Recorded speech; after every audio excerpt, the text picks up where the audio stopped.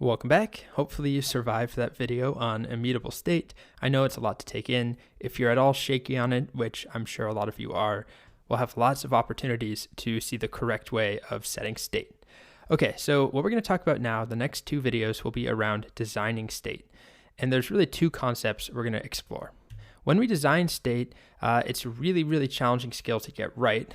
React gives you a lot of freedom and control to how you design your applications. It's very lightweight and it gives you a lot of flexibility, which is a good thing, but it can take practice and time to actually get good at figuring out, one, what needs to be a component and which component manages what part of the state.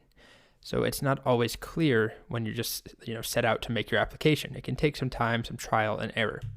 So there are some easy best practices. There's two of them we're going to chat about. And the first one in this video is around minimizing your state. So in React, we want to try and put as little data in the state as possible. You want to keep it as slim, as compact as you possibly can, while still not ruining your application or limiting functionality. So a litmus test that you should ask yourself is, does this change? Does X change? If not, it should not be part of the state. It should be a prop. And doesn't even necessarily have to be a prop always. Sometimes there are things that may not need to be props either, and we can discuss that as we go on. But when we're talking about state, if it doesn't change, it does not need to be there. And along with that, you could ask yourself, is this value X already captured by some other value, or can I derive it from some other value? If that's the case, then don't put it in the state either. You want to keep your state as small as possible, just to repeat that. So here's an example of bad state design. Let's say we're modeling a person. Here's one approach to the state. We have first name, last name, birthday, age, and mood. Okay? And as we walk through this, if you think about it, first name, last name, those are not going to change, or they shouldn't change. It's possible you could have an application where things are changing, like if you're building an avatar generator or something, but let's say we're just modeling a user. We do not need to keep this in the state. It doesn't change. How about his birthday? Nope. That birthday should never change. Now, you might get some people who, lie about their age, I guess, and it changes depending on who they're talking to. But most of the time, that birthday is going to stay exactly the same. There's no reason that that should be in the state. That can be a prop, just like first name and last name. How about age? Well, this one seems like, okay, age could change. It should be part of the state.